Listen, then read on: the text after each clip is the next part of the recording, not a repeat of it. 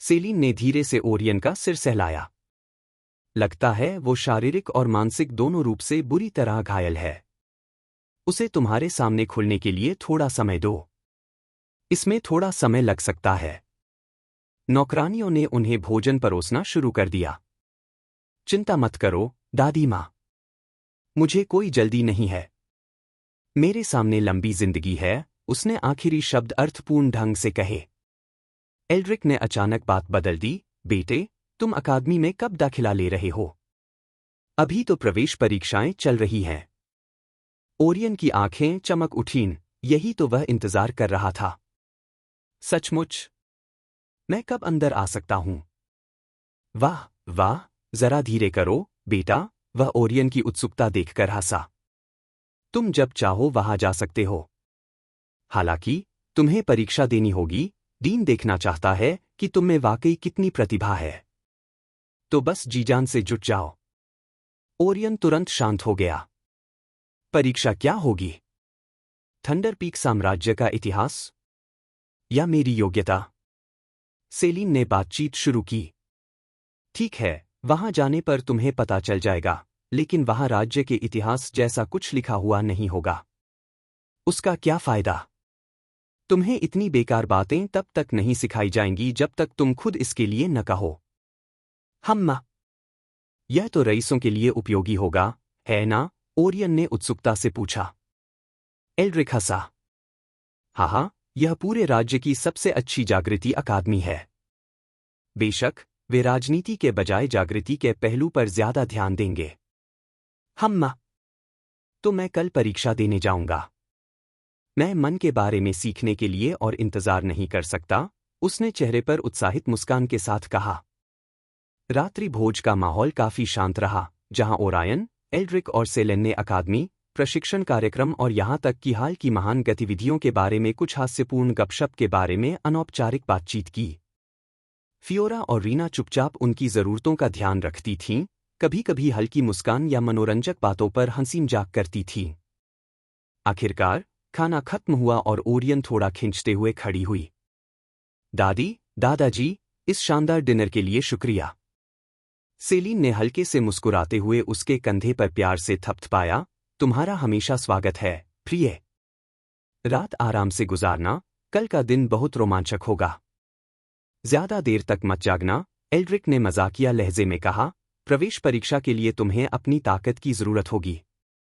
Orion ने उनकी सलाह पर सिर हिलाते हुए हंसते हुए कहा, मैं अच्छी तरह आराम करूंगा।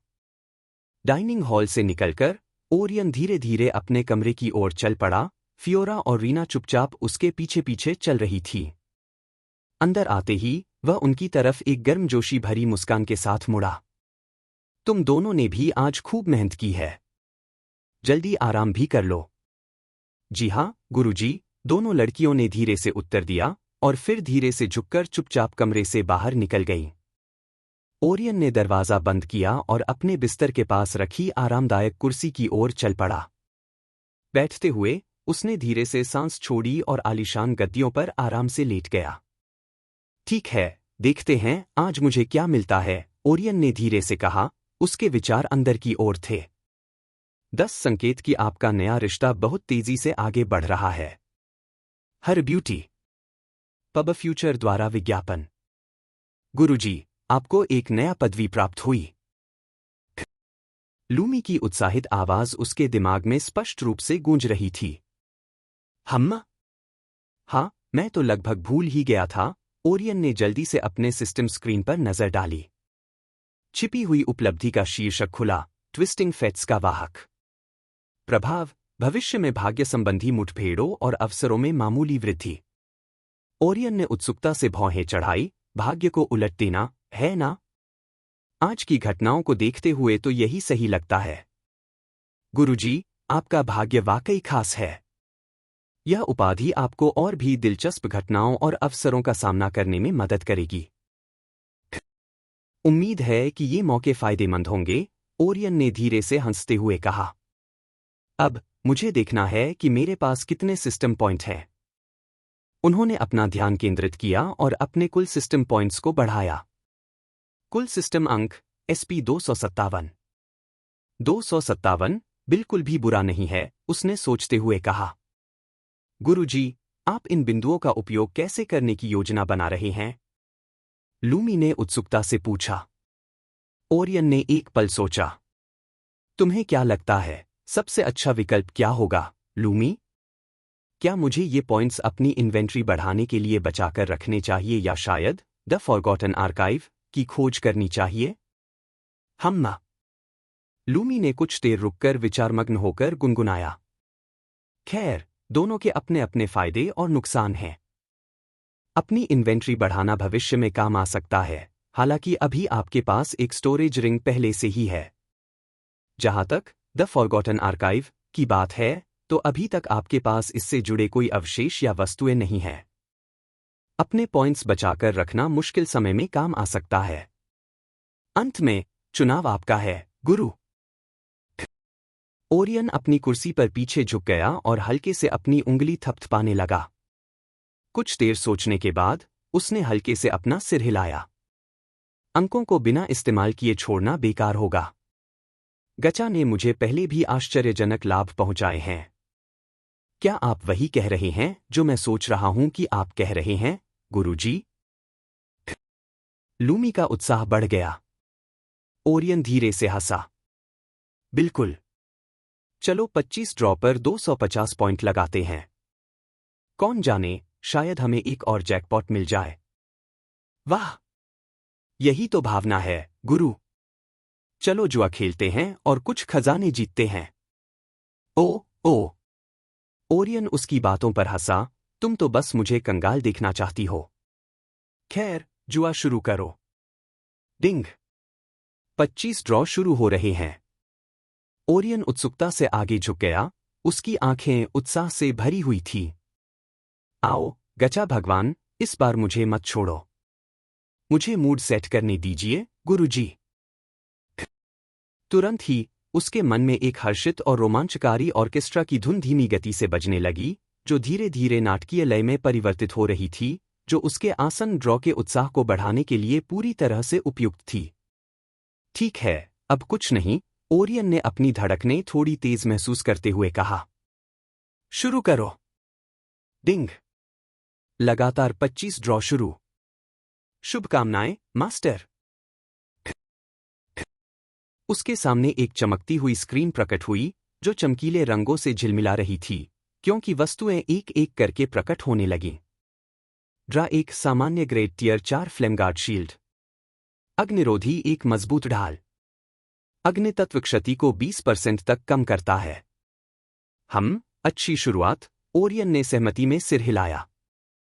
ड्रा 2 सामान्य grade tier 5 azure fang dagger. जल तत्व से युक्त एक तेज खंजर, जो चपलता को 15% तक बढ़ा देता है। बहुत बढ़िया, ओरायन ने मुस्कुराते हुए उस खूबसूरत हथियार को गौर से देखा। ड्रा 3 सामान्य grade tier 3 swift wind boots. जूते 10% तक गति बढ़ा देते हैं। क्या गचा भगवान ने आज सचमुच मुझे आशीर्वाद दिया? ओरियन बुदबुदाया और अगले ड्रॉ का और भी ज्यादा इंतजार करने लगा। ड्रा 4 सामान्य ग्रेड टियर 6 अर्थशेपर गॉन्टलेट्स। गॉन्टलेट्स जो शारीरिक शक्ति और पृथ्वी से लगाव को थोड़ा बढ़ाते हैं। ड्रा 5 सामान्य ग्रेड टियर 7 रूनिक मनस्टोन, बड़ा। 9वें स्तर से पहले जादू और मंत्र निर्माण के लिए उपयुक्त एक उच्च गुणवत्ता वाला मनपत्थर। ओरियन हंसा, अच्छा है, मैं इससे रून स्मिथिंग का अभ्यास कर सकता हूं। बढ़िया। ड्रा 6 सामान्य grade tier 7 storm caller cloak. Cloak बिजली के प्रति प्रतिरोध को बढ़ाता है और गड़गड़ाहट आधारित जादू के लिए रक्षा को बढ़ाता है। ओरियन ने भौहें चढ़ाई, इस राज्य के लिए बिल्कुल उपयुक्त खजाना। ड्रा 7 सामान्य ग्रेड टियर 8 नाइटशेड रिंग। अंगूठी जो रात के दौरान थोड़ी छलावरण क्षमता प्रदान करती है। चुपके से काम लेना, चूहों के लिए उपयोगी, ओरियन ने सोचते हुए कहा। ड्रा 8 सामान्य ग्रेड टियर 5 फ्रॉस्टेरॉन हेलमेट। एक मजबूत हेलमेट जो बर्फ आधारित क्षति को 15% तक कम करता है। ड्रा 9 सामान्य ग्रेड टियर 4 माइनर विटैलिटी पोशन। एक औषधि जो मध्यम मात्रा में स्वास्थ्य बहाल करती है। ड्रा 10 सामान्य ग्रेड टियर 8 थंडर स्ट्राइक बो। एक धनुष जो तीरों को वज्रतत्वीय ऊर्जा से भरने में सक्षम है। ओरियन की आंखें चमक उठीं। आखिरकार एक और अच्छी चीज। मैं इसमें हाथ आजमा सकता हूं। Draw 11 common grade tier 7 golemheart pendant. Pendant स्थायित्व और शारीरिक लचीलापन को थोड़ा बढ़ाता है। ड्रा 12 सामान्य ग्रेड टियर 4 आयरनहाइड कवच सेट। बुनियादी कवच शारीरिक हमलों के खिलाफ संतुलित रक्षा प्रदान करता है। ड्रा 13 सामान्य grade tier 3 fire apprentice spellbook basic. अग्नि तत्व के शुरुआती स्तर के मंत्रों का संग्रह। अतिरिक्त प्रशिक्षण सामग्री के लिए बुरा नहीं है, ओरियन ने सिर हिलाया। ड्रा 14 सामान्य grade tier 8 shadow step boots. जूते चुपके से चलने के लिए संक्षिप्त छाया सम्मिश्रण की अनुमति देते हैं। Draw 15 common grade tier 9 ember stone staff. अग्नितत्व मंत्रों को महत्वपूर्ण रूप से बढ़ाने वाला एक कर्मचारी। ओरियन की मुस्कान और चौड़ी हो गई। अच्छा, मैं इसे काफी दाम में बेच सकता हूं। हा, ये तो सरासर मुनाफा है। ड्रा 16 सामान्य grade tier 6 stone poison blade. हल्के पत्थर के जहर से निर्मित एक तलवार जो धीरे धीरे कमजोर हो जाती है। ड्रा 17 असामान्य ग्रेड स्थानिक ब्लिंक रून। शरीर पर अंकित एक स्थानिक रून घातक परिस्थितियों में बच निकलने में मदद कर सकता है। ओरियन रुक गया, 17वें ड्रॉ को हैरानी से देखते हुए। वाह, वाकई एक खजाना। उसकी आंखें उत्साह से चमक उठीं। आखिरकार मेरे पास एक सच्चा तुरुप का पत्ता है। मुझे पता था मास्टर की किस्मत बहुत अच्छी है। जल्दी करो, आगे बढ़ो। मैं नहीं चाहता कि मेरी किस्मत का सिलसिला टूटे, उसने जल्दी से कहा। ड्रा 18 खाली। अगली बार किस्मत तुम्हारा साथ देगी। भाड़ में जाओ, उसने खाली दराज को देखते हुए गाली दी। खांसी, हमें अब नहीं रुकना चाहिए, मास्टर। ड्रा 19 सामान्य ग्रेड टियर 4 जड़ी बूटी संग्रह। रसायन विद्या और औषधि बनाने के लिए उपयोगी विभिन्न जड़ी बूटियों का एक बंडल। हाँ। वापस पटरी पर, उसने आह भरी। ड्रा 20 सामान्य ग्रेड टियर 7 वोल्फकिन दस्ताने। दस्ताने चपलता और प्रतिक्रिया समय को थोड़ा बढ़ाते हैं। ड्रा 21 सामान्य grade tier 8 solar flare pendant. Pendant अंधेरे तत्वों के हमलों के प्रति प्रतिरोध बढ़ाता है। दिलचस्प। लानत राक्षसों के खिलाफ उपयोगी, ओरियन ने सहमति में सिर हिलाया। ड्रा 22 सामान्य ग्रेड टियर 9 स्थानिक रिंग। टियर 9 स्थानिक रिंग डॉट। ओह, क्या यह मेरे वर्तमान स्थानिक वलय से बड़ा है? उसने उत्सुकता से पूछा।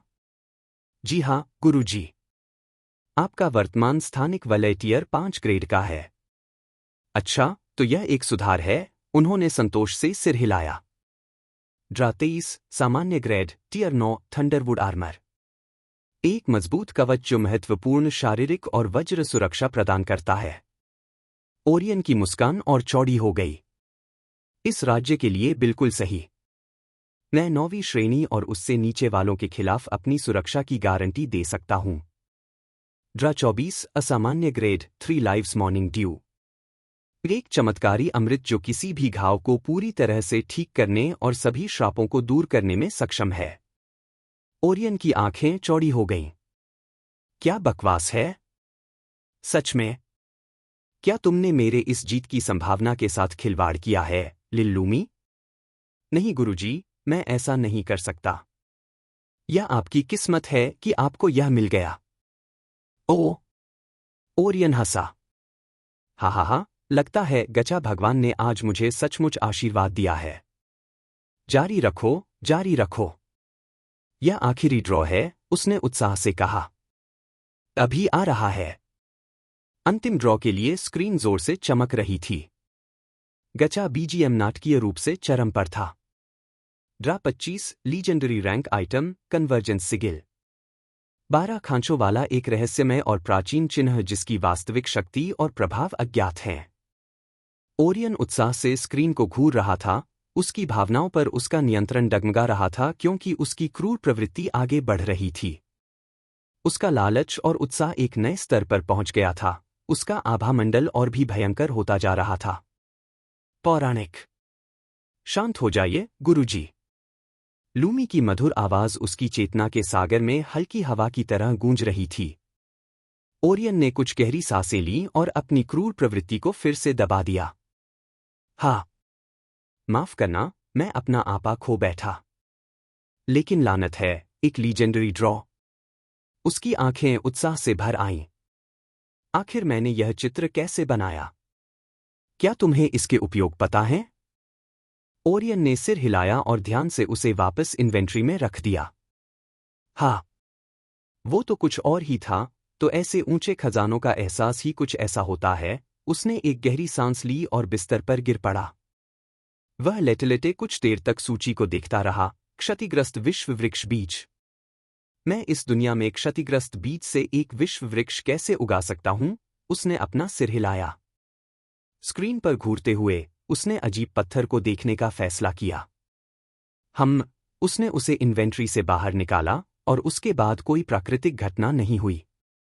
वहां कोई तीव्र दबाव नहीं था, कोई राजसी एहसास नहीं था, कोई दृश्यमान आभा नहीं थी, केवल एक सादा पत्थर था जिस पर कुछ अनगढ़ निशान थे।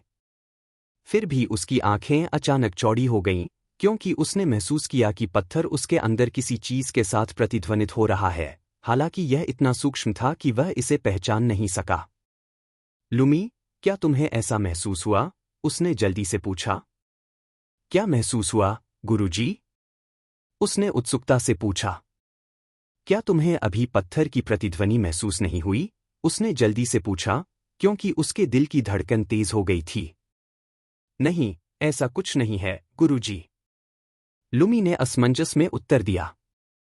ओरियन ने उससे बात करना बंद कर दिया और गंभीरता से अपने हाथ में रखे पत्थर को देखा। उसने एक बार फिर उससे जुड़ने या उसके साथ प्रतिध्वनित होने की कोशिश की, हालांकि वह एहसास पहले ही जा चुका था। उसने हार नहीं मानी और कुछ देर तक प्रयास जारी रखा। अंततः एक लंबी सांस लेते हुए, उसने इसे वापस अपनी सूची में रख दिया। मुझे यह जानना होगा कि यह किससे जुड़ा है। यह कुछ ऐसा है जिसे इको भी नहीं समझ पाया। इसमें मेरी सबसे बड़ी ताकत बनने की क्षमता है, या फिर मेरा सीधा पतन, उसने मन ही मन सोचा। वह इस अज्ञात खजाने में छिपे खतरों को अच्छी तरह से जानता था, फिर भी इसकी अपार संभावनाओं के कारण वह इसे त्याग नहीं सकता था। सिर हिलाते हुए उसने फिर से सामान देखा और खाने के लिए कुछ मूनबेरी निकाली। उसे चबाते हुए उसने कहा, लूमी, क्या कल्पित बोनो को ये मूनबेरी पसंद नहीं है? अगर मैं ये सेराफ को दूं तो क्या उसे पसंद आएगी? काफी समय से इतना बुरा धमाका नहीं हुआ। हर ब्यूटी पब फ्यूचर द्वारा विज्ञापन। उसे यह जरूर पसंद आएगा, गुरुजी, अगर वह इसे स्वीकार कर ले। ओरियन ने सिर हिलाया और बाकी सामान देखते हुए एक और बेरी मुंह में डाल ली। अच्छा, मुझे कल अकादमी जाना चाहिए, देखते हैं वहां क्या क्या दिलचस्प चीजें सीख पाता हूं। मुझे आपको प्रेरित करने दीजिए, मास्टर। डिंग। नई खोज उपलब्ध। क्वेस्ट, अकादमी की ओर। विवरण, अकादमी परीक्षा में प्रतिभावान के रूप में अपना नाम बनाए। उद्देश्य 1, साथी छात्रों को चौंकाए, 50 SP। उद्देश्य 2, शिक्षकों को चौंकाए, 50 SP। उद्देश्य 3, अकादमी डीन को झटका, 50 SP। समय सीमा, अकादमी परीक्षा तक। ओरियन अवाक होकर स्क्रीन को देखता रहा। मुझे पता है, तकनीकी रूप से यह अनिवार्य नहीं है। लेकिन चलो, मैं सचमुच देखना चाहता हूं कि जब आप मानक को यूं ही दोबारा लिखेंगे तो उनके मुंह खुले के खुले रह जाएंगे। हाँ, मैं तुम्हारे साथ कुछ भी कर लूं, उसने मुस्कुराते हुए अपना सिर हिलाया और सारे सिस्टम स्क्रीन बंद कर दिए। अब समय हो गया है कि मैं सो जाऊं, कल का दिन बहुत व्यस्त रहेगा। वह उठा और बिस्तर पर जाने से पहले कुछ मिनट तक अपने शरीर को खींचा। शुभ रात्रि, मास्टर। पब फ्यूचर द्वारा विज्ञापन। पब फ्यूचर विज्ञापन। शुभ रात्रि, लूमी, उसने धीरे से कहा और अपनी आंखें बंद कर लीं। सुबह की धूप की हल्की गर्माहट ओरायन की खिड़की से छनकर आ रही थी, जो उसके चेहरे को धीरे से सहला रही थी और उसे उसकी शांतिपूर्ण नींद से जगा रही थी। उसने धीरे से अपनी आंखें खोलीं, नींद के अवशेषों को झपकते हुए उठकर बैठ गया और संतुष्ट होकर सांस ली। सुप्रभात, गुरुजी। आशा है कि आपको अच्छी नींद आई होगी। जागने के बाद सबसे पहले उसने लूमी की खुशनुमा आवाज सुनी। वह हल्का सा मुस्कुराया और सिर हिलाया, गुड मॉर्निंग।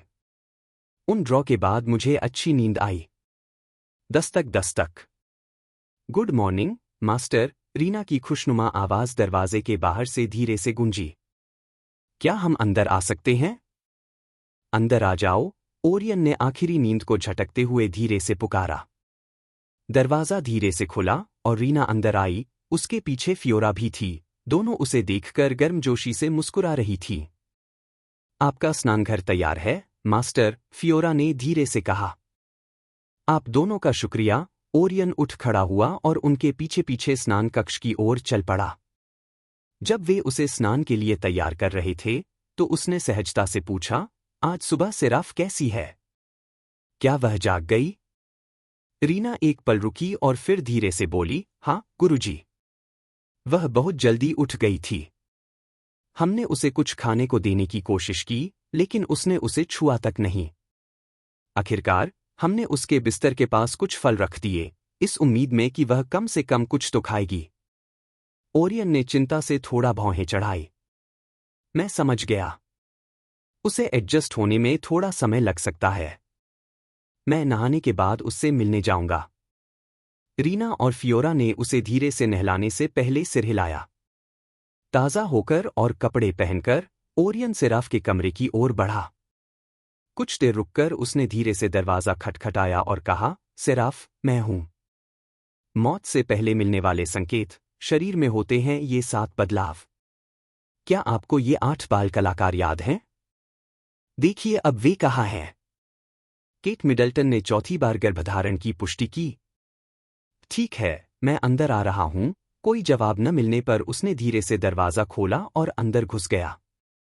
वह खिड़की के पास चुपचाप बैठी बाहर बगीचों को निहार रही थी। फलों की प्लेट उसके पास ही रखी थी। उसके पास आने के बावजूद वह अपनी सीट से जरा भी नहीं हिली, बल्कि बाहर के दृश्य को देखती रही। वह तेजी से आगे बढ़ा और उसके पास एक आरामदायक दूरी पर बैठ गया। उसने धीरे से अपना सिर घुमाया और बिना किसी भाव के उसे देखा। ओरियन ने धीरे से मुस्कुराते हुए कहा, आज सुबह आपको कैसा लग रहा है? उसने गर्मजोशी भरे स्वर में धीरे से पूछा। सेराफ ने कोई जवाब नहीं दिया, केवल उसे अपठनीय भाव से देखता रहा। मैं समझता हूं कि अभी हालात मुश्किल हैं, ओरियन ने धीरे से कहा। लेकिन याद रखना कि तुम यहां सुरक्षित हो। तुम हम पर भरोसा कर सकते हो। तुम जितना समय चाहो आराम से बैठ सकते हो। उसने अपनी नजरें थोड़ी नीची कर लीं, उसकी आंखों में सूक्ष्म अंतर्विरोधी भावनाएं झलक रही थीं। ओरियन ने इस छोटी सी प्रतिक्रिया को प्रगति के रूप में लिया और धीरे से उसे प्रोत्साहित किया, अगर बाद में तुम्हारा मन करे तो शायद हम साथ में बगीचे में घूम सकते हैं। ताज़ी हवा तुम्हें अच्छा लग सकती है। फिर भी उसे कोई जवाब नहीं मिला, फिर भी इससे उसका हौसला कम नहीं हुआ, जैसा कि उसे उम्मीद थी। ज्यादा देर तक रुकना न चाहते हुए वह धीरे से उठा, अच्छा, कम से कम कुछ तो खा लो। वरना किसी भी वजह से इतनी देर तक रुके रहना बेकार हो जाएगा। उसने धीरे से कहा और मुड़कर उसके कमरे से बाहर निकल गया। सेराफ ने फलों की ओर देखने से पहले उसकी ढलती पीठ की ओर देखा। फिर भी उसने फलों की ओर हाथ नहीं बढ़ाया, बल्कि पीछे मुड़कर बाहरी दुनिया को देखने लगी। सेराफ के कमरे से निकलकर ओरियन अपने दादा दादी के साथ नाश्ते के लिए डाइनिंग हॉल में गया। एल्ड्रिक ने एक जानकार मुस्कान के साथ उसका स्वागत किया। अकादमी के लिए सब तैयार है, बेटा? ओरियन ने आत्मविश्वास से सिर हिलाया, जरूर। मैं इसी का इंतजार कर रहा था। अच्छा, एल्ड्रिक ने सोच सोचकर चाय की चुस्की लेते हुए हंसते हुए कहा। मैं तो यही कहूंगा कि आज एडगर और ल्यूकन को भी साथ ले जाओ। सेलन और मैं खुद अकादमी में आएंगे तो बेवजह की अफरातफरी मच जाएगी। सेलिन गर्मजोशी से मुस्कुराए। सच में? तुम नहीं चाहोगे कि तुम्हारे पहले दिन हर नेक बच्चा तुम्हारे आसपास जमा हो जाए? उन्हें धीरे धीरे तुम्हारी प्रतिभा को पहचानने दो। ओरियन धीरे से हंसा। मुझे लगता है तुम सही हो। अंकल एडगर और अंकल ल्यूकन ही काफी होंगे। मुझे यकीन है कि वे ज्यादातर काम आसानी से कर लेंगे। नाश्ता एक सुकून भरे माहौल में चलता रहा, जिसमें बेमतलब की बातें और एल्ड्रिक की कभी कभार की जाने वाली शरारतें भी शामिल थीं। नाश्ता खत्म होने के बाद ओरियन ने माफी मांगी और अकादमी जाने की तैयारी करने लगा। एडगर और लुकान पहले से ही बाहर इंतजार कर रहे थे, गाड़ी तैयार थी। लुकान ने खुशी से उनका अभिवादन किया। अपने खास दिन के लिए तैयार हो, यंग मास्टर? पूरी तरह तैयार हूं, ओरियन ने गाड़ी में चढ़ते हुए आत्मविश्वास से जवाब दिया। देखते हैं इस अकादमी में क्या है। एडगर ने हंसते हुए कहा, आप निश्चित रूप से निराश नहीं होंगे, युवा मास्टर। बस प्रतीक्षा करें और देखें। सच में, युवा गुरु, अकादमी में राज्य भर से बेहतरीन सुंदरियां आई है। आप निश्चित रूप से निराश नहीं होंगे, लूकन ने खिड़की के पीछे से आंख मारी। ओरियन हंसा और बोला, हा, तो मैं वहां जाने के लिए इंतजार नहीं कर सकता, अब जल्दी करो। एडगर मुस्कुराया, मास्टर, आपको परीक्षा के लिए खुद को तैयार कर लेना चाहिए। यह हर साल केवल 1 सप्ताह के लिए होता है। मास्टर ने यहां पहुंचने के लिए सही समय चुना है। अब 6ठा दिन है, यहां काफी भीड़ होनी चाहिए। तब तो इसे देखना एक अद्भुत तमाशा होगा। वह मुस्कुराया और गाड़ी की सीट पर आराम से बैठ गया। अपनी जांघ पर हल्के से उंगलियां थपथपाते हुए उसने अपना सिर घुमाया और खिड़की से बाहर देखने लगा। स्टॉर्मस्पायर सिटी की चहल-पहल भरी सड़कों को गुजरते हुए देखने लगा। अंकल ल्यूकन, अंकल एडगर, ओरियन ने सोचते हुए कहा, आखिर यह अकादमी कैसी है? मैं जानता हूं कि यह प्रतिष्ठित है, लेकिन क्या ऐसी कोई विशेष बातें हैं जिनका मुझे परीक्षण के दौरान ध्यान रखना चाहिए? लुकान ने ड्राइवर की सीट से कुशलता से सड़कों पर गाड़ी चलाते हुए हंसते हुए कहा। युवा गुरु, थंडरहॉल अकादमी को थंडर पीक रॉयल अकादमी भी कहा जाता है, क्योंकि वहां बहुत सारे कुलीन लोग हैं। और यह पूरे राज्य में सर्वश्रेष्ठ है। यह सभी कुलीन परिवारों और यहां तक कि प्रतिभाशाली आम लोगों के प्रतिभाशाली युवाओं को आकर्षित करती है। वहां प्रतिस्पर्धा बहुत कड़ी होती है, खासकर प्रवेश परीक्षाओं के दौरान, लेकिन आगे चलकर यह और भी कठिन होती जाती है। ओरियन के सामने बैठे एडगर ने शांत मुस्कान के साथ सहमति में सिर हिलाया। बिल्कुल, युवा गुरु। ये परीक्षण आपकी जन्मजात मन क्षमता, आपके तत्वों की अनुकूलता और आपके आत्मीयता के स्तर को मापते हैं। स्वाभाविक रूप से आप उत्कृष्ट प्रदर्शन करेंगे, लेकिन फिर भी आपको दूसरों से थोड़ी ईर्ष्या और शायद शत्रुता की भी उम्मीद करनी चाहिए। ओरियन हल्के से मुस्कुराया, उसे इसकी परवाह नहीं थी। अगर प्रतिस्पर्धा मुझे परेशान करती है, तो मैं इस रास्ते पर चलने के लिए उपयुक्त नहीं हूं। मेरी एकमात्र समस्या यह है कि उच्च पदस्थ कुलीन लोग परेशानियां खड़ी करते हैं। लुकान खिलखिलाकर हंसा और एक पल के लिए पीछे मुड़कर देखा। हा, आपको उनकी चिंता करने की जरूरत नहीं है, युवा गुरु। उनमें से कोई भी आपको सतह पर कुछ भी करने की हिम्मत नहीं करेगा। हालांकि वह रुका और ओरियन की ओर एक अर्थपूर्ण मुस्कान के साथ देखा। वे अभी भी छलकपट कर सकते हैं। ओरियन ने भौहें उठाईं, ओह! हत्या! ल्यूकन की मुस्कान और चौड़ी हो गई। केवल इतना ही नहीं, आपके लिए हनी ट्रैप भी हो सकते हैं। मैंने तुमसे बहुत ज्यादा उम्मीद की थी। उसने हल्की सांस छोड़ी और अपना सिर हिलाया, जबकि लुकान उसके हाव भाव देखकर जोर से हंसा। लुकान की हंसी थम गई और वह उत्साहित मुस्कान के साथ बोला, लेकिन खैर, यंग मास्टर, अपनी प्रतिभा से आप पूरी अकादमी को जरूर हिला देंगे। मैं अभी से उन अफवाहों का इंतजार कर रहा हूं जो आप फैलाएंगे। उन्होंने परिसर में कई मन जानवरों को भी देखा, जिनमें से कुछ तो उनसे भी कमजोर थे, जबकि कुछ ऐसे थे जिनकी आभा का अंदाजा भी उन्हें नहीं था। अरे, क्या एक शीर्ष स्तरीय अकादमी का अनुभव ऐसा ही होता है? बेशक, मास्टर को पता नहीं चलेगा। आप केवल अपने शहर की स्थानीय अकादमी में गए थे। फिर ओरियन इसका खंडन भी नहीं कर सका और उसने समझदारी से चुप रहने और चारों ओर देखने का फैसला किया। उसने जहां भी देखा, उसकी आंखों के लिए एक अजूबा था। नीले और चांदी के वस्त्र पहने एक संकाय सदस्य ने उसे अंदर आते देखा। अधेड़ उम्र की उस महिला के हाथ में एक किताब थी जिसके कवर पर क्रिस्टल जड़ा था और उसने एक साधारण सा मुकुट पहना हुआ था जिसमें से कोमल मन की तरंगें निकल रही थीं। तुम वहां हो, छात्र, उसने विनम्रता से पुकारा। कृपया मुझे अपना टेस्टिंग टोकन दिखाओ। ओरियन ने सिर हिलाया और बिना कुछ कहे टोकन उसे दे दिया। जैसे ही उसने टोकन पर उकेरे गए रूनों को देखा, उसका व्यवहार धीरे धीरे बदल गया, वह थोड़ा ज्यादा विनम्र और दोस्ताना हो गया। आह! आप ही तो वो हैं जिसकी सिफारिश हाउस हेलस्टॉर्म के टोकन के जरिए की गई है, उसने हल्की मुस्कान के साथ सिर हिलाया। आपको जल्दी से परीक्षा देनी चाहिए। इस गलियारे में सीधे आगे बढ़ते रहो जब तक कि तुम्हें एक बड़ा गुंबदनुमा परीक्षा क्षेत्र न दिखाई दे। वहां से कोई तुम्हें आगे ले जाएगा। धन्यवाद, ओरियन ने शांतिपूर्वक उत्तर दिया। जैसे जैसे वह आगे बढ़ता गया, वह उस जगह की शांति और सुकून का आनंद लेता रहा। ऊंची दीवार पर ज्वाला, पाला, बिजली, धरती, हवा आदि के तात्विक प्रतीकों वाले बैनर बिना हवा के भी लहरा रहे थे।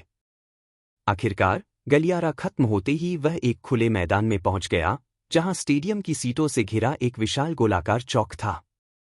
अंदर आवेदक पहले से ही आशा भरे भावों के साथ इकट्ठा हो चुके थे, घबराहट से खड़े थे या तनाव कम करने के लिए बातें कर रहे थे। अखाड़े के दूर वाले हिस्से में परीक्षण स्थल से थोड़ा ऊपर एक अर्धवृत्ताकार मंच बना हुआ था। वहां पहले से ही कई प्रशिक्षक और परीक्षक बैठे हुए थे और हर एक अपनी दमदार उपस्थिति दर्ज करा रहा था। उनके पीछे दर्जनों चमकते क्रिस्टल गोले तैर रहे थे, जो संभवतः परीक्षण डेटा रिकॉर्ड करने के लिए जादुई कलाकृतियां थीं। मुख्य मंजिल पर नीचे परीक्षार्थियों की एक पंक्ति एक परीक्षण केंद्र के सामने खड़ी थी, एक उठा हुआ गोलाकार मंच जिस पर घने रूनिक पैटर्न उकेरे गए थे। इसके केंद्र में एक पारभासी क्रिस्टल गोला तैर रहा था, एक मान मूल्यांकन केंद्र। इसके चारों ओर हवा में लटके 3 पीतल के छल्ले थे, जिनमें से प्रत्येक पर घने निर्माण चिन्ह उकेरे गए थे। जैसे ही प्रत्येक उम्मीदवार आगे बढ़ता, गोला और उसके छल्ले धीरे से चमक उठते और व्यक्ति के मन उत्पादन और चैनलों के आधार पर प्रतिक्रिया देते। परीक्षण स्थल पर एक आवाज गूंजी, जब एक परीक्षक ने कहा, अगला अभ्यर्थी, आगे आओ और मूल्यांकन केंद्र पर अपनी हथेली रखो। आग जैसे लाल बालों वाली एक लड़की घबराई हुई सी आगे बढ़ी। उसने अपना हाथ क्रिस्टल के गोले पर दबाया। छल्ले धीरे धीरे घूमने लगे, पहले 1, फिर 2। उम्मीदवार जिसेला मैरोविंड। मन चैनल 3। मन क्षमता मध्यवर्ती रैंक। Tier 2 fire affinity. भीड़ ने सहमति में बड़बड़ाया। एक रईस के पास 3 बर्तन और एक मध्यम क्षमता। ज्यादातर रईसों के लिए यही एक ठोस आधार था। आखिरकार वह हाउस मैरोविंड से है, इसमें कोई आश्चर्य की बात नहीं है कि उसे यह मिला, किसी ने बड़बड़ाते हुए कहा। एक और आगे बढ़ा। उम्मीदवार बोरस आर्कहेल्म। मन पोत 2। मन क्षमता निम्न रैंक। टियर 1 पृथ्वी आत्मीयता। इस बार बुदबुदाहट ज्यादा धीमी थी। ओरियन चुपचाप देख रहा था, अपनी बाहें पीठ के पीछे बांधे हुए। गुरुजी, यह दिलचस्प है। आप सचमुच देख सकते हैं कि हर किसी की नींव कितनी अलग अलग है। सच में, ओरियन ने मन ही मन सोचा। इससे मुझे इस बात का साफ अंदाजा हो जाता है कि इस राज्य में क्या औसत है और क्या खास। क्या आप नतीजों में कुछ बदलाव कर सकते हैं? मैं अपनी पूरी क्षमता उजागर नहीं करना चाहता। आप अपनी शक्तियों को छिपाना चाहते हैं, मास्टर? बिल्कुल नहीं। लेकिन यहां अपनी पूरी क्षमता दिखाने की कोई जरूरत नहीं है, जब थोड़ी सी क्षमता ही उन सबको मात देने के लिए काफी है। वह मन ही मन मुस्कुराया। मैं ये कर सकता हूं। बस स्कैन को थोड़ा ब्लॉक करना होगा। ओह! अच्छा, तो सुनो, प्रकाश के लिए टियर 5 पर मेरी आत्मीयता दिखाओ और थंडर और वुड दोनों तत्वों के लिए टियर 4 पर। मेरे बाकी तत्वों को छिपा दो। दोहरे तत्व चलाने वाले पहले से ही दुर्लभ हैं। 3 तत्व मुझे अलग दिखाने के लिए पर्याप्त होंगे। ठीक है मास्टर। यह खोज को भी पूरा करने के लिए पर्याप्त होना चाहिए। उसने धीरे से अपना सिर हिलाया और परीक्षण को देखना जारी रखा। एक एक करके छात्र आगे बढ़े और उसी प्रक्रिया से गुजरे। ज्यादातर के पास 2 से 5 मन वाले बर्तन थे और बहुत कम के पास इससे ज्यादा। और ज्यादातर के पास टियर 2 या टियर 3 एलिमेंटल एफिनिटी थी। कभी कभी कोई नाम या तो महान पहचान या प्रभावशाली आधार के कारण हल्की प्रशंसा अर्जित कर लेता है। परंतु फिर उम्मीदवार सिल्विया स्टॉर्मबोल्ट। मन पोत 6। मन क्षमता उच्च रैंक। दोहरी आत्मीयता थंडर और विंड। भीड़ में फुसफुसाहट की लहर दौड़ गई। वह शीर्ष डची परिवारों में से एक से है। 6 जहाज।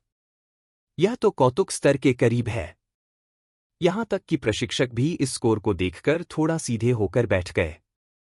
ओरियन ने चुपचाप उसे देखा जब वह मुड़ी और मंच से दूर चली गई, लंबी, गर्वित, उसकी लाल आंखें आगे बढ़ने से पहले जिज्ञासा से उसकी ओर कुछ देर तक घूमी। अगला, एक अन्य प्रशिक्षक ने पुकारा। एक कम अज्ञात घराने का एक लड़का थोड़ा कांपता हुआ आगे आया।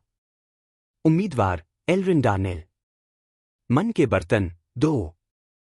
मन की क्षमता निम्न श्रेणी। आत्मीयता जल। भीड़ से कुछ दयनीय आहें निकली। मास्टर, आप इन सभी लोगों को उड़ा देंगे। ओरियन हल्के से मुस्कुराया, अच्छा। तो अब प्रवेश करने का समय आ गया है।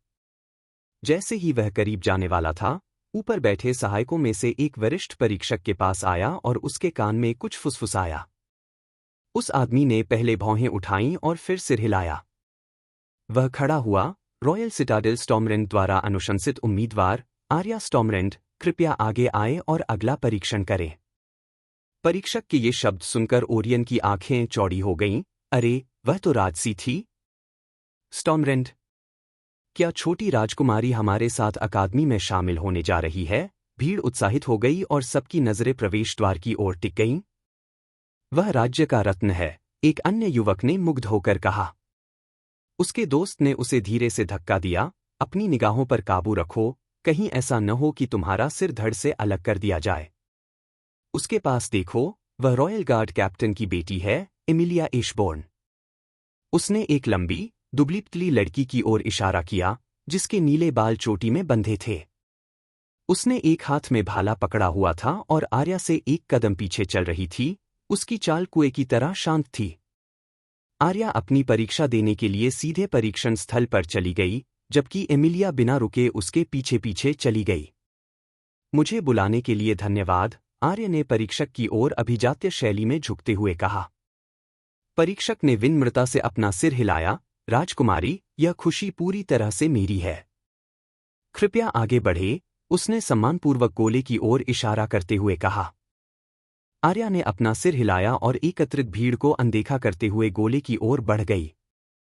वह यहां बिल्कुल अलग व्यवहार कर रही है, अब वह नम्र लड़की नहीं रही, ओरियन ने चुपचाप अपने आप से कहा।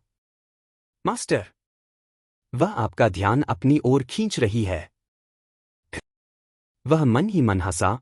चिंता मत करो, अगर वह कर सकती है तो उसके लिए अच्छा है। हालांकि ऐसा करना बहुत मुश्किल है।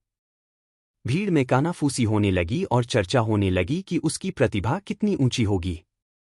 एमिलिया ने कट्टर निगाहों से आर्या की ओर देखा। वह उत्सुकता से अपने परिणामों की प्रतीक्षा कर रही थी। आर्या ने गहरी सांस ली और अपना हाथ गोले के पास ले गई। उसका हाथ उस तक पहुंच पाता, उससे पहले ही गोला धीरे धीरे चमकने लगा। उसने बिना किसी हिचकिचाहट के अपना हाथ चमकते हुए गोले पर रख दिया।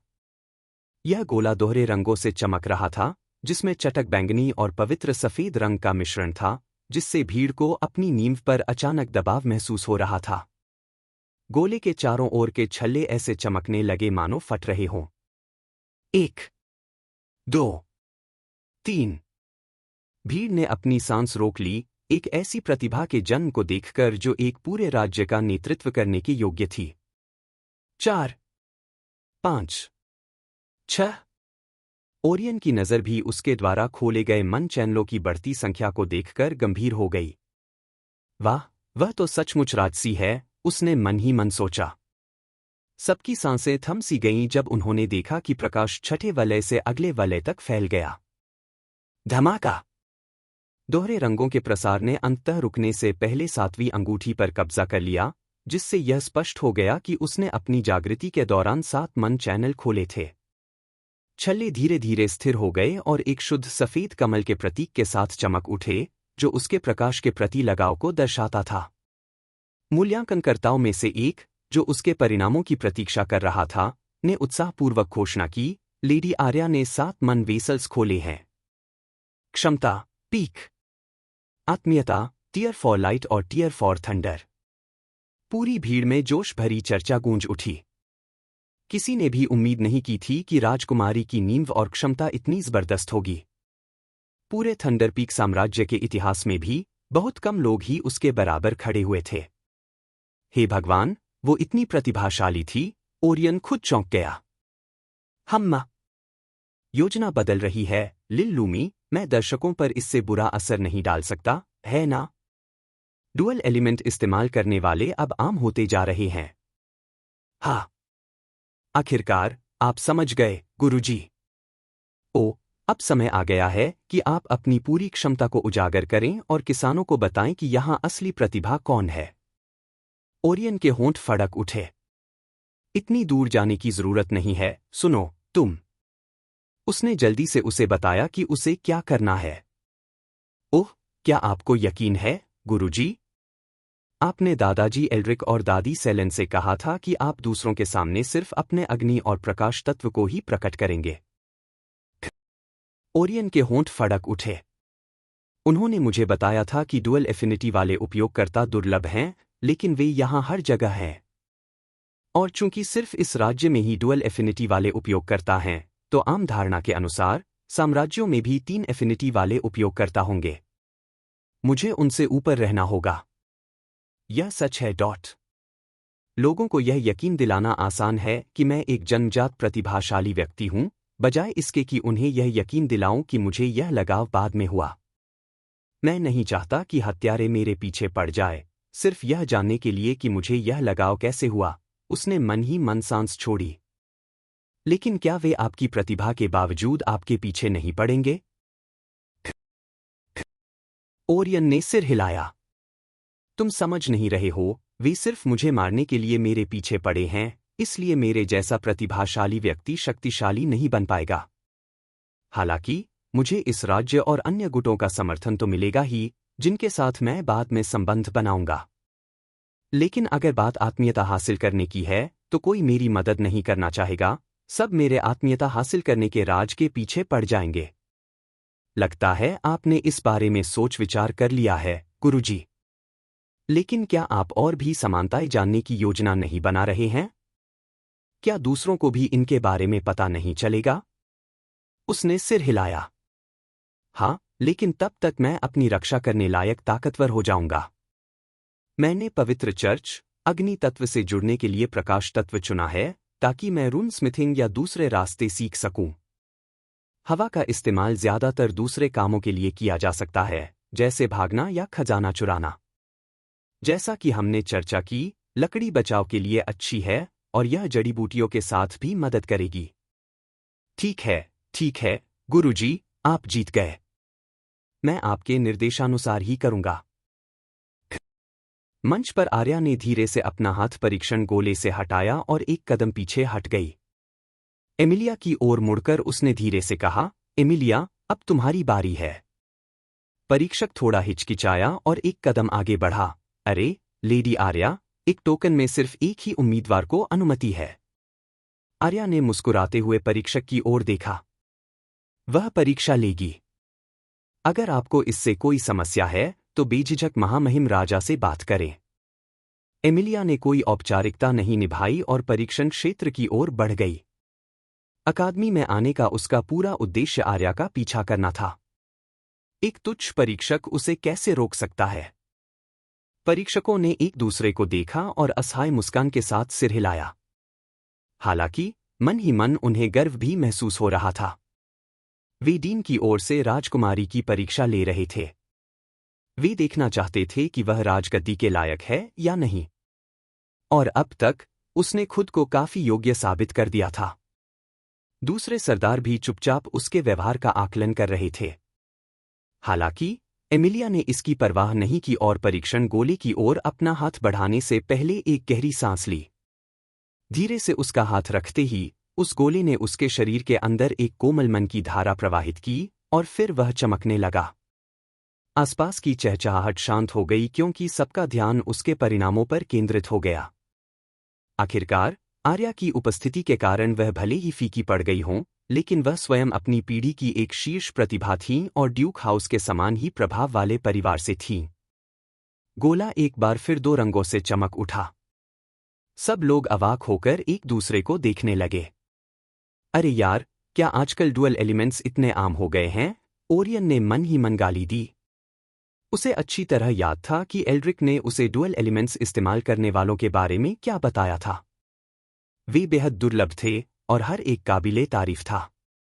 हालांकि यहां आप बेतरतीब ढंग से पत्थर फेंक सकते हैं और इसके किसी दोहरे लगाव वाले व्यक्ति पर लगने की अच्छी संभावना होती है। परीक्षण मंच पर गोले का रंग चटक बैंगनी और हल्के नीले रंग में बदल गया। छल्ले घूमने लगे और रोशन होने लगे। 1, 2, 3, 4। भीड़ का उत्साह फिर से बढ़ गया। किसी राज्य में जितनी ज्यादा प्रतिभाएं होंगी, राजनीतिक दृष्टि से वह राज्य उतना ही बेहतर होगा। जबकि शीर्ष कुलीन घरानों के लोग उसे सावधानी से देख रहे थे, क्योंकि उन्हें पूरी तरह से एहसास था कि यहां एक नया प्रतिद्वंद्वी आ गया है। चमक धीमी होने लगी क्योंकि पांचवां रिंग चमकीले बैंगनी और नीले रंग से जगमगा उठा, लेकिन यह अंत नहीं था क्योंकि यह धीरे धीरे छठे रिंग की ओर बढ़ा और उसे रोशन कर दिया। जब उनकी अकादमी को एक और शीर्ष स्तरीय प्रतिभा मिली, तो दर्शकों ने जोरदार जयकारे लगाए। हालांकि कुछ लोग एक और कठिन उम्मीदवार मिलने से ज्यादा खुश नहीं थे। गोला और छल्ले स्थिर हो गए और उसमें एक बरसाती वज्र बादल की छवि प्रकट हुई। परीक्षक मुस्कुराया और परिणाम घोषित किया। उम्मीदवार एमिलिया एशबोर्न। मन पोत 6। मन क्षमता उच्च। आत्मीयता टियर 3 थंडर और टियर 3 वाटर। एमिलिया ने एक गहरी सांस ली और चमकते हुए गोले से अपना हाथ हटा लिया, एक कदम पीछे हटी और फिर मुड़कर आर्या के सामने आ गई। उसने झुककर कहा, शुक्र है, मैंने आपको शर्मिंदा नहीं किया, लेडी आर्या। आर्या पहली बार धीरे से मुस्कुराई, तुमने बहुत अच्छा किया। उठो। उसकी कोमल मुस्कान से पूरी भीड़ का दिल पिघल गया। हालांकि परीक्षक इस दृश्य का आनंद लेने के मूड में नहीं थे। खांस, लेडी आर्या, कैंडिडेट एमिलिया, अगर आप चाहें तो कृपया मंच से उतर जाए। परीक्षा चल रही है। आर्या ने अभिजात्य अंदाज में अपनी स्कर्ट एक तरफ से उठाकर परीक्षक की ओर हल्के से झुककर कहा, माफ कीजिए और हमें यहां बुलाने के लिए शुक्रिया। एमिलिया ने सिर हिलाया और आर्या के पीछे पीछे नीचे चली गई। उन्होंने रुकने की जहमत नहीं उठाई और बाहर निकलने की तरफ चल पड़े। परीक्षक ने हंसते हुए अपना सिर हिलाया और परीक्षा जारी रखी। हालांकि इससे पहले कि वह अगले व्यक्ति को बुला पाता, एक सहायक आया और उसके कान में कुछ फुसफुसाया। उस आदमी ने भौहें उठाईं और सीधे ओरियन की तरफ देखा। फिर उसने सिर हिलाया। मास्टर एल्ड्रिक हेलस्टॉर्म द्वारा अनुशंसित उम्मीदवार, आप आगे बढ़कर अगला परीक्षण कर सकते हैं। आर्या के कदम रुक गए, जिससे एमिलिया लगभग उसकी पीठ से टकरा गई।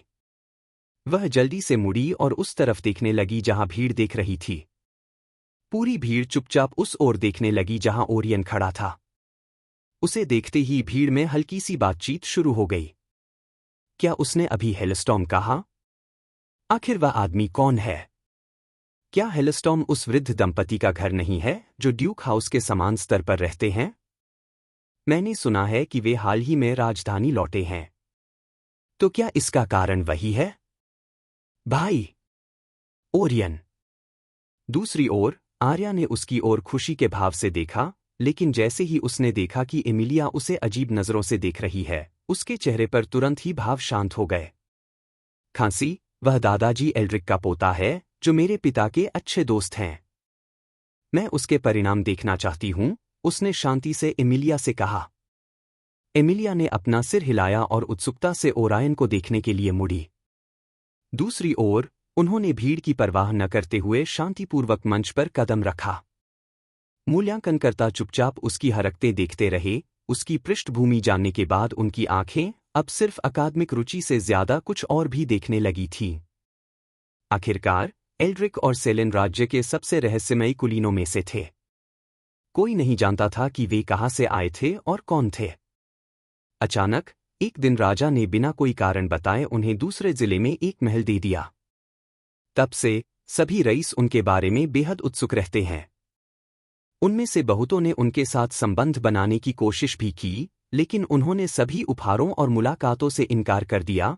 केवल कुछ लोगों से ही मुलाकात की, और वे सभी ड्यूक्स के समान स्तर के थे। ओरियन ने आर्या की ओर मुस्कुराने से पहले भीड़ की ओर एक नज़र डाली। इस दुनिया में मेरे प्रवेश को चिह्नित करने का समय आ गया है, उसने चुपचाप सोचा और गोलाकार वस्तु तक पहुंचने के लिए मुड़ गया। पूरी भीड़, छात्रों से लेकर शिक्षकों तक, यहां तक कि अकादमी के भीतर मौजूद सभी लोग ठहर गए।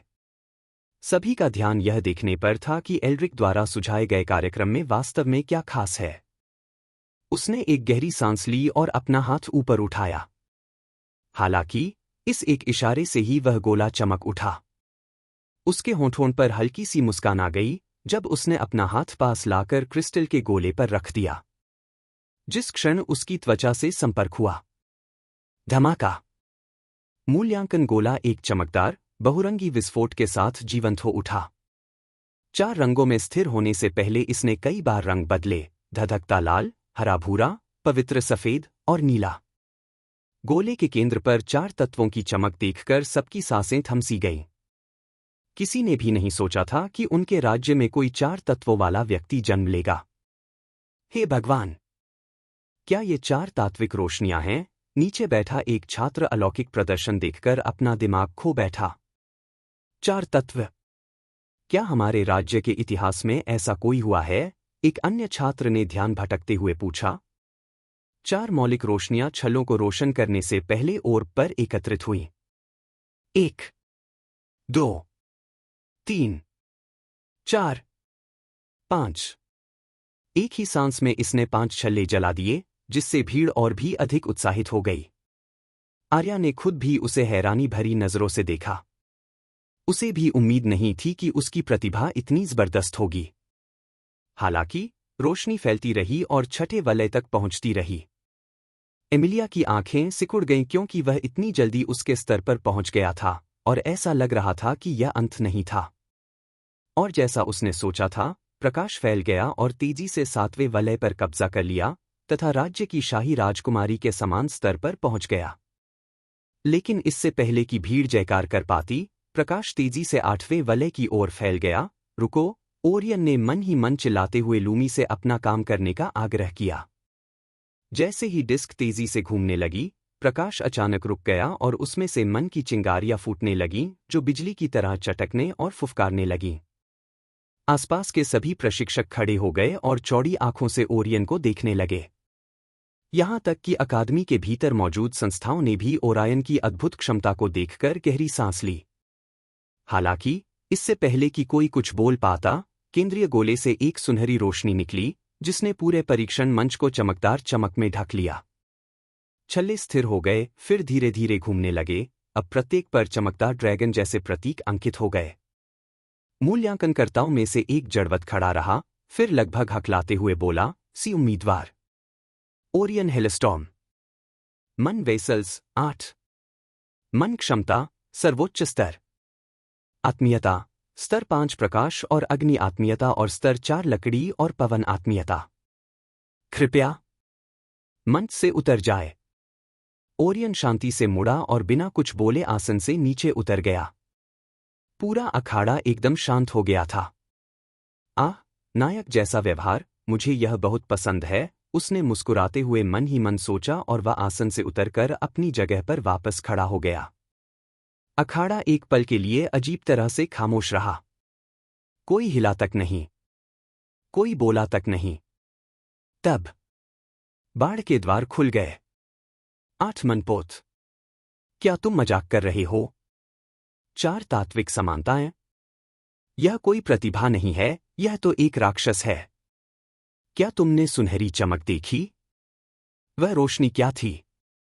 हे भगवान, हमारे राज्य को उसके साथ कोई खजाना नहीं बल्कि पूरा खजाना मिला है, एक असभ्य युवा कुलीन ने चमकती आंखों से ओरियन की ओर देखते हुए कहा। ज्यादातर आम रईस एक बार फिर ऐसी प्रतिभा पाकर खुश थे। और मार्क्विस और ड्यूक घरानों के उच्चस्तरीय रईस भी इतने शक्तिशाली सहयोगी पाकर खुश थे। आखिरकार हेलस्टॉर्म घराने के पास यहाँ कोई राजनीतिक शक्ति नहीं थी और न ही उन्होंने कभी किसी के क्षेत्र में घुसने की कोशिश की थी। अतः सभी कुलीन लोग इस रहस्यमय समूह से बहुत खुश थे। जब रईसों के बीच चर्चा चल रही थी, एक छोटी लड़की ने अपनी आंखें चौड़ी करके अपने पंखे को कसकर पकड़ लिया क्योंकि उसे याद आ रहा था कि उसने क्या देखा था। क्या वो छल्लों पर ड्रैगन के चिन्ह थे? अर्ल हाउस के एक रईस ने मन ही मन कहा, यह सिर्फ एक प्रतिभाशाली व्यक्ति नहीं है, यह एक अजीब व्यक्ति है। राक्षसों के बीच एक राक्षस। इस बीच प्रशिक्षक मंच पर आपस में फुसफुसा रहे थे। उसने राजकुमारी को भी पीछे छोड़ दिया, एक सहायक ने धीरे से कहा।